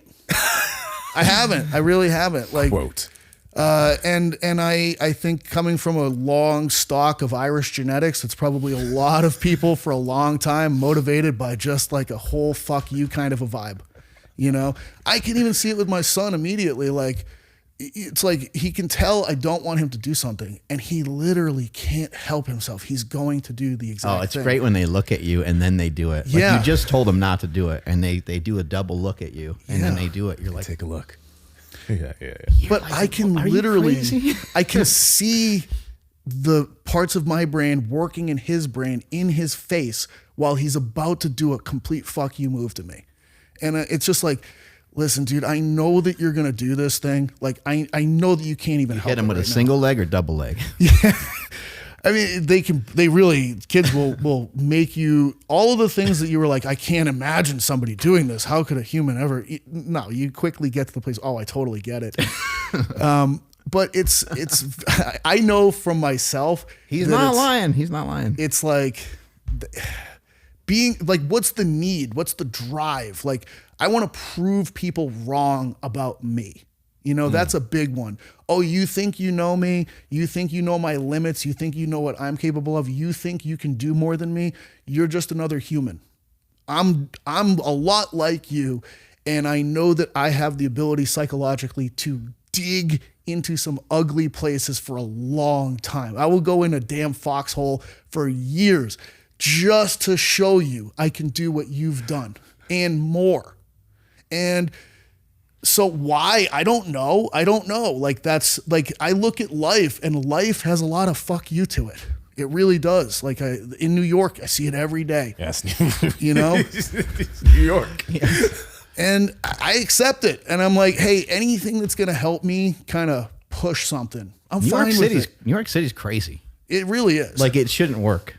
It doesn't make any sense how it works, but it works. And people are flying around. You can't even imagine how crowded and how packed it can be at times. And there's people like literally like running down, like a lot of people are walking pretty fast, but a lot of people are like literally running to get to different places. And I don't know how it works. I don't know how you get don't get knocked down and knocked over more. Like, it's just, I ride the garbage. They put the garbage like out in the street. They tie it up in a bag and they just put it on the street. There's no garbage cans. There's just bags. And you're like, all this is going to be gone tomorrow, and then it's gone and it's spotless. And they start over the next day, and you're like, how did it get done? Yeah. I don't understand. You know, I ride a bike around the city to get pretty much everywhere I go. And the e-bikes that you can get out of the racks, they're like 45 pounds. And then like I'm anywhere between like 225 and 245 on a regular basis. And then I've got a backpack that's about 25 pounds. It's like a 300-pound collective thing, me on this bike going like 25 miles an hour down like a little alleyway with this much clearance of the mirrors on the trucks next to me. And then like someone will just step out, like looking on their phone. It's like, you're about to get hit by like a modern day knight on a horse, dude. Like, wow. But it somehow doesn't happen. But anyways, it's all a whole day full of like, fuck you, no fuck you. Yeah. And like, you still get through your day. But I got into a sport purely to just be spiteful. Yeah. And then I learned to enjoy the process, and I've come to appreciate the behaviors that need to be in place, and also the to not do list, which is like trying to prevent myself from doing unnecessary things that are going to sap energy and not let me recover to just grow muscle tissue or just lose body fat at a given time. For people that want to maybe work on their movement or not end up, overly stiff from just lifting, from having like a hyper focus on bodybuilding or powerlifting, what are some general things that you would recommend for people to kind of stay away from that? Like, is it some med ball tosses? Like, what are your thoughts? Well, I coach various people and athletes in different disciplines. And like, I feel very capable of coaching people that need high-end range of motion and motor coordination and fluidity, and I'm going to bring them to low-ground versions of motor patterns. Okay, so it's not like don't squat, it's what kind of squat are we doing? It's not don't hinge, it's what kind of hinge are we doing? And we're going to sequentially get you to the low-ground hinge. And so same thing with throwing. A high-ground throw with a medicine ball is having your back up against the wall and doing a chest throw. Okay. And no one's going to screw that up. Day one, I've seen plenty of people screw up rotational med ball throws. And sometimes hurt themselves. I'm going to get you there. I'm just going to do it with a very specific process that is all spelled out. And so I've got the training side covered of where I know what terminal exercises or group of terminal exercises I want to get you to for all of your, because it's the same menu for everybody. Okay. It's push, pull, squat, hinge, triple extension, change direction, locomotion, throwing, breathing, core exercises for the pelvis, core exercises for the thorax. It's just where do you need to be ground-wise for those things? And the other piece is what we're kind of doing right here, which is relaxing into the ground. So I tell people that are really looking for more range of motion, if you really want to maximize this, throw out your furniture. Okay? Like, Philip Beach is, I think he's either from New Zealand or Australia, but he has an amazing system. He's got a PhD, and I've heard the name before. Maybe he's done some stuff with JL Holdsworth, maybe? I don't know if you know JL from Westside Barbell. Yeah. I Names don't know sounds if familiar. they have or not, but I created this whole taxonomy of exercise, and it was largely based off seeing Philip Beach's work and him creating a taxonomy of positions of rest for humans and other species. So like he went and like researched kangaroos, for instance, and saw their stereotypical, or what he calls their archetypical positions of rest. And in the wild, you'll see they all rest in like 7 different ways. And he created a grading system of how well each animal can get into its position of rest. And so for humans, he's got all of these archetypical positions of rest as well. There's like reclining, kneeling, squatting, etc. Yeah. And then how well do you rest in those positions? And so like Hadi Chupin, for instance, you watch him and he can get into these positions of rest very effectively. And, Philip Beach talks about like loss of ancient customs as well, like praying, for instance, which really helps you get into positions of kneeling, rest, and like having to drink water out of like ground-based sources like a river or taking a shit, in Yep. a hole rather than toilet, right? Yep. That's or why, what do you sleep on? Right. Yeah. The softer the objects that you rest on, the less you have to relax the structures of your body to be able to sink into the ground. And like he was a major influence on me because the whole thing is the ground and how much you can let your body relax into the ground. And my whole thing was how much can you prevent your body from relaxing into the ground in different ways? Are you allowing gravity to inhibit your nervous system in a certain way? Or are you facilitating your nervous system to be able to resist this ever-present drag in different manners? Yeah. I mean, that's one of the reasons why, like, it's like you can get rid of your furniture, or you can just have a practice of like doing something on the ground each day. You know what I mean? Yep. And building that into, because like you'll go between different positions naturally, or you'll try to. And over time, you'll be able to get yourself to breathe and not hold your breath while being in those positions. Because a lot of people find that they'll get down there and they'll It's hold their tough. breath, and you know what I mean? But gradually you can get yourself there. I have a hard time playing Hungry Hungry Hippos on the ground in Candyland. Like I'm like, I can't find a position. I can't kneel. Like my whole body falls forward. Try to rest on your elbows. Elbows kind of hurt. Like everything sort of, because the ground's. But yeah, you do get used to it. Yeah, and if you just let yourself, Right. you get a tremendous amount of benefit. But it sucks. I'll get on the ground. And I'm pouring sweat because I can't relax. And it's so uncomfortable that I'm like, I just want to sit in the recliner again, even though I know that's not going to help me in terms of mobility, flexibility, etc. And there's your 5-year-old like sitting on his knees, and then his problem. His foot's underneath. It's like it looks like they're gonna like break their leg somehow. They're like doing a puzzle or coloring something. You're like, oh my god, their foot shouldn't probably be like that. It's also like the exposure time Right. to doing something. Like if your whole deal is like, I'm going to do 15 minutes of mobility work a day, you're trying to put out a 5-alarm fire with a thimble full of water. It's just not ever going to get the job done. But if you're just hanging out on the ground and you're spending a couple of hours down there, playing board games or whatever it is, that's enough time of exposure to that concept where it might actually make an impact. Yeah. Ryan, can you bring up? It's called Autumn Wind. Like look it up on YouTube. Autumn Wind. Maybe you have to type in Raider or something like that. But that's some of the stuff that you're talking about. The old NFL films. Oh yeah, there we go. You can see right away that profile of John Madden. I'm not sure which one it is, but just it's got like the music and the and the voiceover. There we go. This is the stuff he's talking about watching as a kid. Dude, this song. The autumn wind is a pirate, blustering in from sea. With a rollicking song, he sweeps along, swaggering boisterously. This guy's a damn poet. His face is weather-beaten.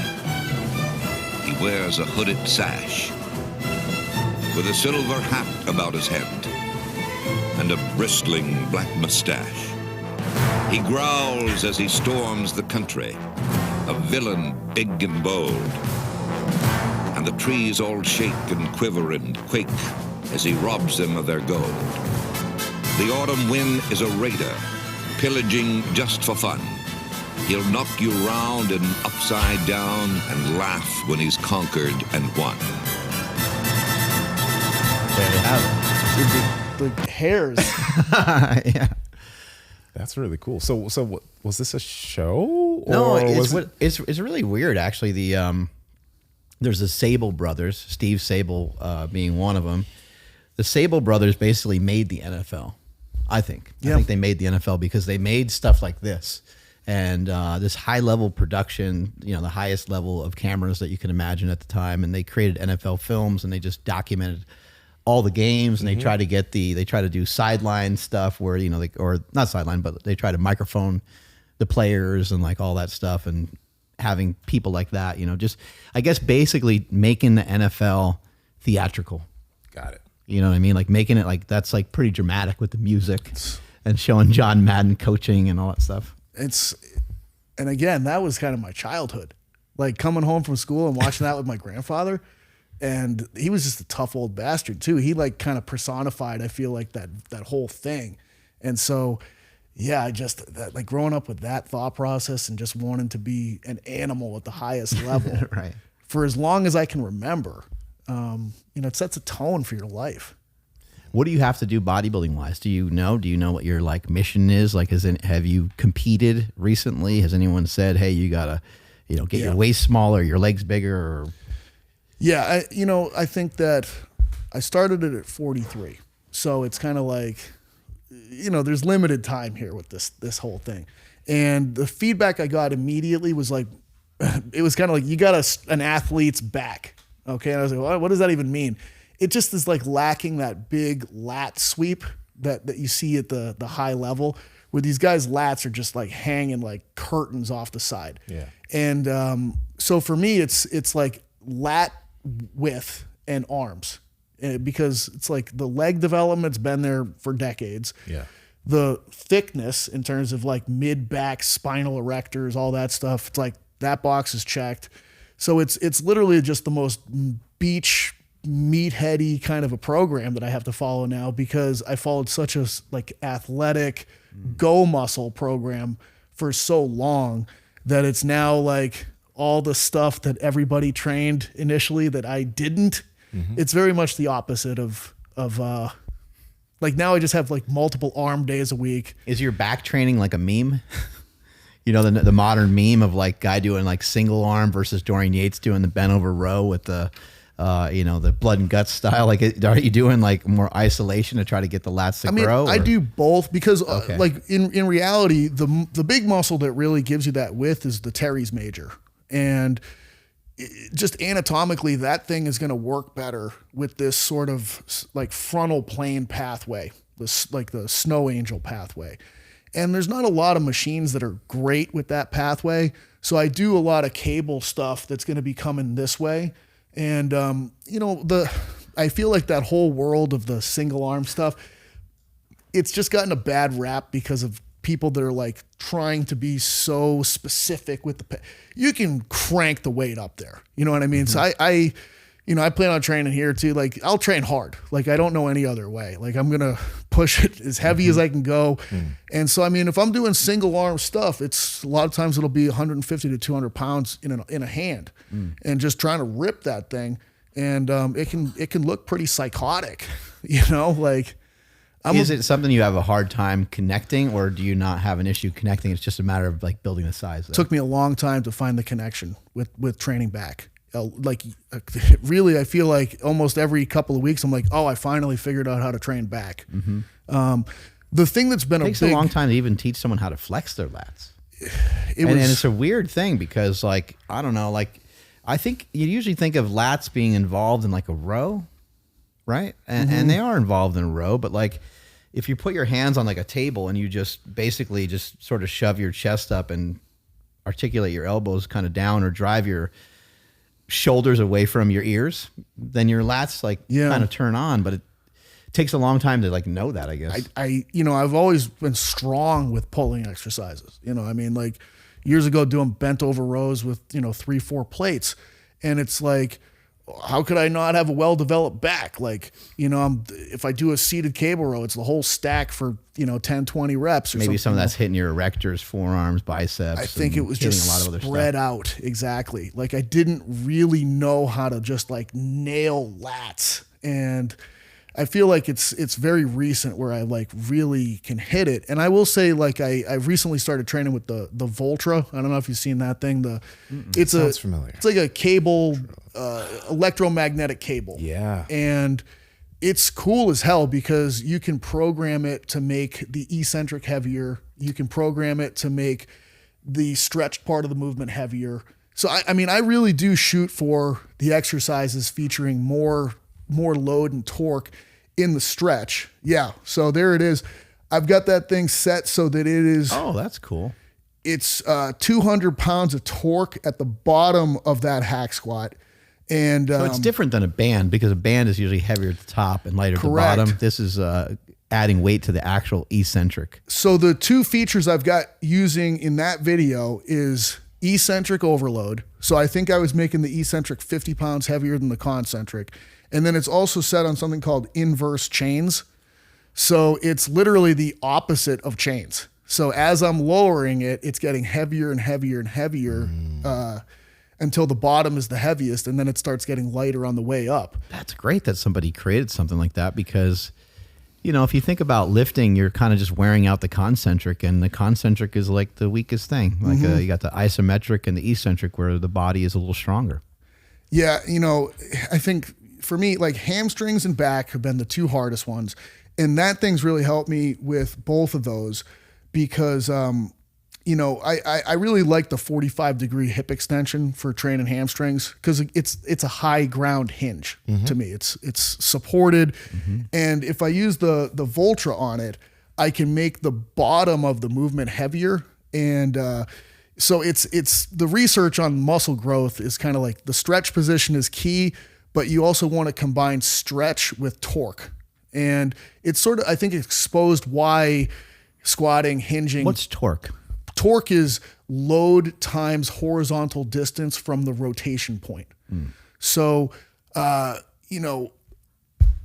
I'm looking at a bicep exercise, for instance, I'm always going to pick a preacher curl over a standing bicep curl because as I'm lowering a preacher curl, the weight is horizontally moving away from the elbow as I'm stretching the muscle more. So, as Joe Bennett, hypertrophy coach on Instagram, what he says all the time is muscles don't respond to load, they respond to torque. And so I'm always looking to hit drills that put torque at length. So a squat does that kind of naturally. As you're lowering the weight, the load is over the midfoot and the knees move horizontally forward and the hips move horizontally backwards relative to midfoot. So as I'm stretching and going down, the torque is increasing because the moving joint is horizontally moving away from the load. A preacher curl does it, but in the opposite thing where the load is moving horizontally away from the rotating joint. And so I'm always like, how do I take a hack squat, which does it naturally, but like create the nuclear version of that, which is like basically what the Voltra does because it's 50 pounds heavier at the bottom than it is at the top. And then the eccentric is 50 pounds heavier the whole way compared to the concentric the whole way. Nice. Have you found that to make you like more sore and stuff like that, or get away with less The soreness sets, maybe? was crazy. The soreness was crazy. I'd imagine, yeah, the eccentric being heavier. And are you intentionally resisting the eccentric a bit? A bit, but not like, I'm not going crazy Not with it. I'm super not slow, trying to but be like controlled? 5 second. Yeah, control. Okay. As long as it's, and I'll tell you what, it feels like a mastiff trying to pull you on a leash. So if you're not controlled, it points it out immediately, which I love for training clients and athletes because most of the time they're clueless about it. Yeah. And then all of a sudden they get this dog ripping them off the ground with trying to hold on the leash and they're like, whoa, what is that? And it's like, that's your lack of control. And what are your thoughts on tempo? Like I know there's, it seemed like years ago people were like, oh, go a little slower on the eccentric and you'll build more muscle mass. But it seems like people have shifted away from some of that. Yeah, and the research has been pretty conclusive where as long as there's any semblance of control, it doesn't really matter. I think, but longer than 3 seconds in either direction reduces the load or the volume load that would actually accomplish the job. So probably between 1 second, let's just call 1 second the fastest that you could control an eccentric, and 3 seconds would be the slowest you'd want to control it.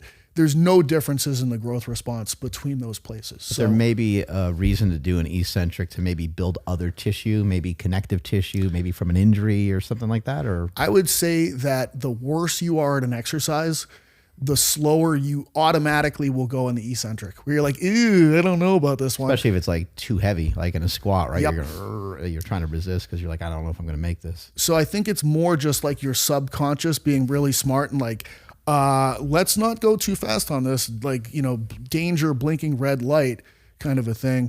But, the exercises where I'm most confident and most capable, I can usually actually go faster on the eccentric. As long as it's somewhat controlled, it's fine.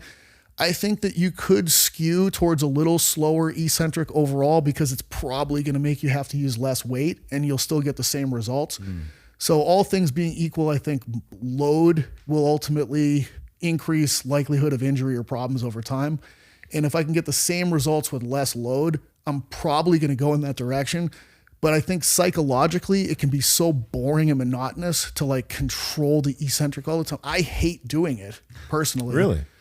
It's just boring. Like I You want to just kind of get after it and move the weight around. Yeah, I want to let the dogs run, and like when I'm hurt, I'm like, oh, I got to control the eccentric. Here we go. It's like, and I get great results and I'm like, why don't I do this all the time? But then I feel good and I'm like, yeah, let's go. So it's trying to control the ego and all those factors is a big part of that conversation. The way that I use methylene blue is very similar to the way that you're using it. I don't use it every day. I think things that push that button to change your mood, you might want to be a little cautious with it. In my opinion, and the feelings that I get from methylene blue, it does change my mood a little bit. It's a mood enhancer. When I go out and run, I feel like I do have a little bit more endurance. I do feel like I can breathe a little bit better, but that could also be, I've been training very hard as well, so it could be an adaptation to that as well. But as we've had, David Herrera and many other people have come on the show before, they basically just say methylene blue is a electron donor and it allows the body to utilize energy just more efficiently. And I don't know if I can feel that per se, but I know that I feel better when I'm running, when I'm using methylene blue. Yeah, post sessions of grappling, that's when I usually use. I use it 2 or 3 times a week. Post sessions jiu-jitsu, I always feel like I have more energy, like much more energy than I typically have, which makes me understand that, if I did want to go for longer sessions, I could, but it also helps me understand that I'm going to be recovering better for my next session the next day, which is a big deal. But yeah, I think that if you guys, first off, this stuff is great because it's third-party tested.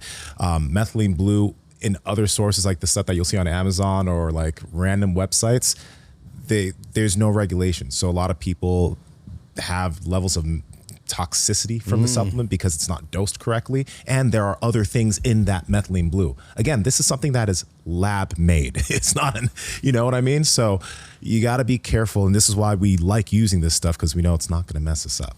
You can go on their website. You can go on the Transcriptions website and you can get a report of the third-party tested methylene blue and double, triple check it for yourself. In addition to that, they have the Cannatine, which I have not used that much, but when I have used it pre-workout, I did notice I get a zip from it. I think it has nicotine in it, along with a couple other things to go along with the methylene blue. So do yourselves a favor, check out Transcriptions, check out what they got. Strength is never weakness, weakness never strength. Catch you guys later. Kind of maybe in closing, unless you have a few more questions, we did mention hypertrophy in the beginning, and how, what are some of the rules of hypertrophy? Like what are the 5 or 6 main rules of hypertrophy if someone really wants to focus in on building up maybe a weak body part or just get jacked in general? Right. So I mean, I think again, I'm gonna reference Joe Bennett because he's such a smart guy. Like I really think people should pay attention to what that dude's talking about. He talks about like a blender, and it's full of ingredients to make a shake. And most people get too worried about one of those variables. And it's like, you know, if you get so caught up in one, it's not going to be that good of an outcome. You know, like you need all of them to really lead to the end result. So I think most of the ingredients that go in there, if we're talking about growing muscle tissue, we need stimulus, training stimulus. We need calories. We need a macro breakdown that is helpful within the calories. We need recovery agents like sleep and lifestyle stress. And then, you know, the whole topic of pharmacology can come into that. But if you're trying to grow muscle tissue and you have the most perfect profile of exercises with perfect execution and effort, but your calories are insufficient, no shake. You know, like you have to hit all of these things working together, and they only need to be so good. You know, like I'm glad you started there, because that's like one of the biggest factors. Yeah. You could have the most perfect, like I would just say you don't need to have perfection of exercise selection or execution for growth. I mean, just look at what's happened over the time of bodybuilding.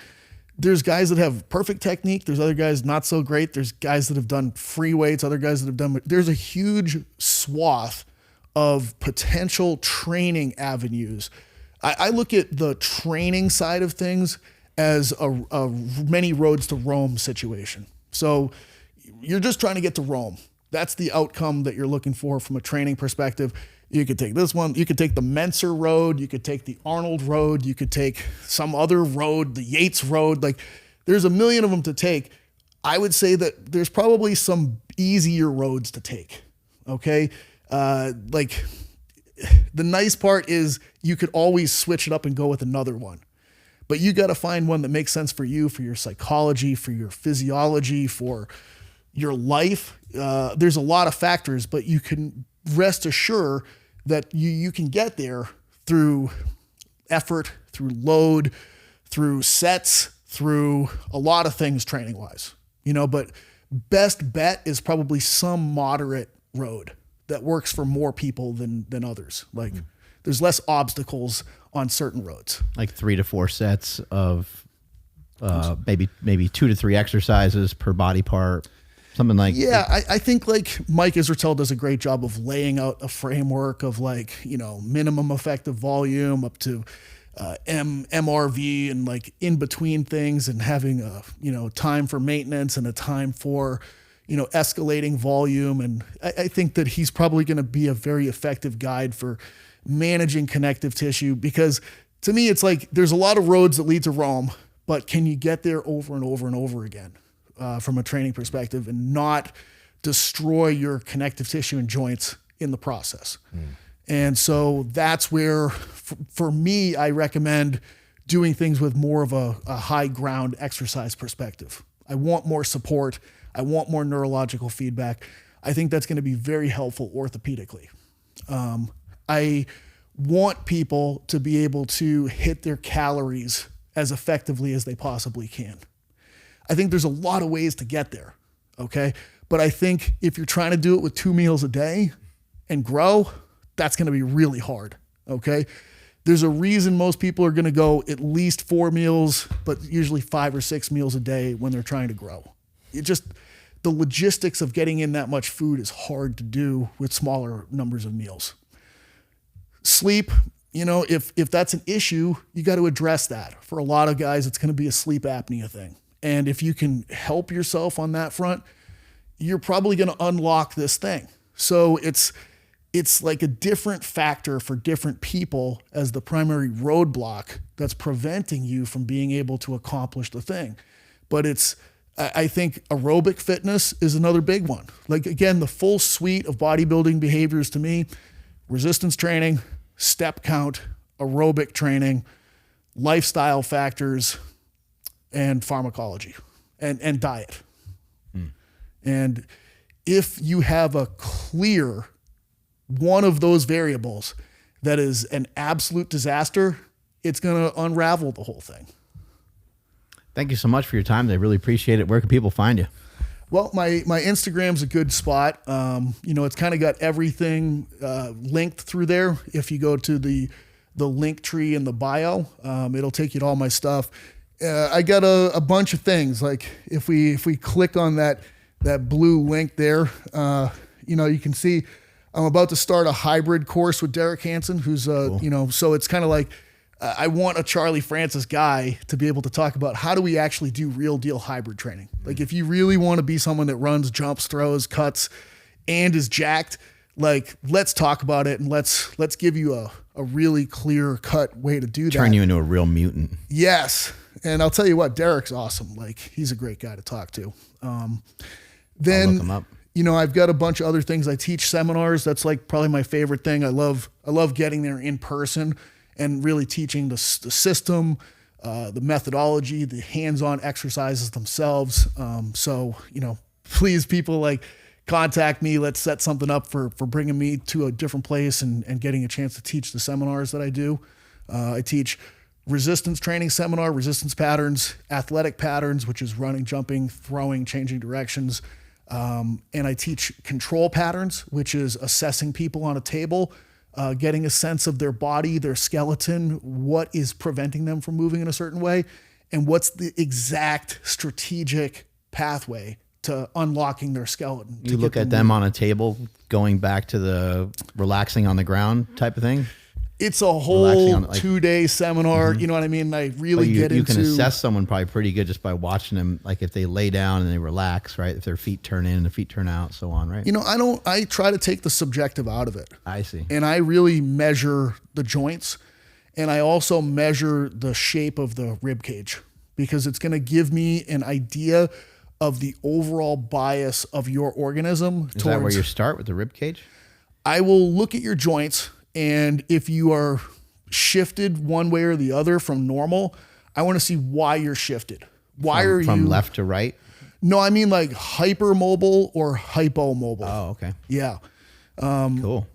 Because I would say that like structurally, people are we're all going to be biased towards compression.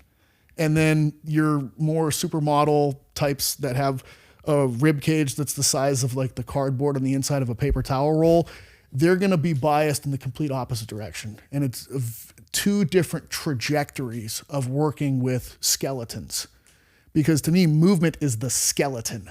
And being able to change the shape and orientation of the skeleton is what changes your menu of available movements. And once you kind of see it and work within that framework, it's like, why was I doing all the other stuff? But I've got a lot of stuff. Like I've taught online semesters that I call Exercise Science University. So I basically wanted to be able to give people like a complete undergraduate education through just Zoom classes. I've written a few books. I wrote a couple of like cult classic training books, Mass and Mass 2. And then the biggest work of my life was a coach's guide to optimizing movement, which is the kind of textbook that goes along with the seminars that I teach. And you have a podcast. I'm on the Men's Health Strong Talk podcast. So Eb and I, we just kind of started up with that, and we're about 6 or 7 episodes deep. But we've got we've got Arnold on there. Yeah, Arnold is our last guest. And, we're going to be talking with Sean T on Monday. Oh, and very cool. Sean T. We've got a number of other pretty cool people that are lined up. And, their Men's Health is supporting it pretty well. The Frank Grillo episode was awesome, too. Like, Frank Grillo. He was open about Hollywood PEDs. That was cool. He was, I'll tell you what, just hanging out with him, too, he is the dude. Very really cool. Is. He looks shredded, too. He's in unbelievable shape. That's cool. Yeah, I thought it was great how he's like, I'm not trying to like play in the NFL and like I'm not trying to lie about what I do. Yeah, thought that was cool. But I think I've got some good professional things going on, and I personally know that I don't do a great job of marketing generally. I don't really have a good system of that, and it's more about trying to meet people and have good conversations and you know, that's what I was looking for to do here today. You know, actually, I did a podcast with Gabrielle Lyon a while back, and I remember her being like, you got to get on with Mark Bell. And so when you popped up, and I've learned to speak up for myself too, like, what do I actually want? And I was like, I want to be on your podcast. And so I got to the point of it. And I said, what's up with your neck? Why is your neck so jacked? What's going on with that? Yeah. And is there any story of your neck, or your neck's just always been big? It's kind of always been like this, like, but I think that a lot of it is actually airway based. And, you know, when I teach the control pattern seminar, it's skeletons and airways go hand in hand. And, you know, your jaw and the position of your jaw and the size of it and the orientation of it impacts the airway tremendously. And my mandible is like not a good situation mandible in terms of orientation with the maxilla. It's retracted too much and it impedes on the airway, and it sets up for breathing restriction. I remember going to see a dentist that specializes in airway stuff, and he was like, you know, I got some bad news for you. You got an airway about the size of a 3-month-old infant.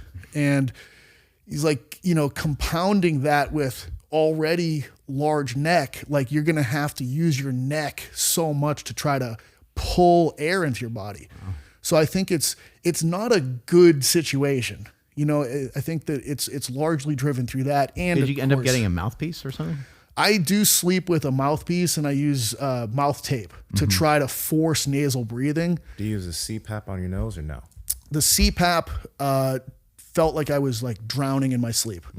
So it was like it probably need a better CPAP or some kind of more well set up. I just bought one online and like plugged it in and tried to go with it. And was it like, the mouth one or was it the nose one? I got the mouth one. The mouth one. So, yeah, because like there's nasal CPAPs for people. We had someone come onto the show and talk about it. But like if you're mouth taping already, it can actually connect there, be more comfortable, and be more comfortable. I'll give that a shot because you know sleep is just it's huge. It's unbelievable. Like so. I have a mouthpiece, but it does a little bit what you're saying. Like it almost like. Because it's like, it's so strange. I don't even know how this damn thing works, but it creates a like suction, and then it just like sticks my tongue to the roof of my mouth. But then it also will make my teeth kind of pull back at the bottom. And I'm like, I don't think that's great. I have another mouthpiece that I wear in the morning to try to, you know, correct that. But it's only, I wear that for like 10 minutes versus, you know, wearing this mouthpiece for like 8 hours or whatever. The dentistry side of biomechanics, I think, is an area that is poorly understood, but unbelievably powerful. Yeah. In terms of it's getting better. Yeah. You know, hey, you know, some people move better than others and they can survive different training styles better. And a lot of it could very well be due to their facial structure, jaw structure, airway management situation. And, you know, some hard gum and start training the face. I bought that rock gum for my son because I was Mastic gum. Yeah, hey, I'm like, good. Yeah, at a young age, he could work on it. And, you know, I saw he's like a carbon copy of me. I'm like, I know what your problems are going to be, buddy. So, you know, great. let's get you chewing and developing that mandible. Yeah. Thanks again, man. Appreciate it. Thank you guys. I appreciate it. Strength is never weakness. Weakness is never strength. Catch you guys later. Bye.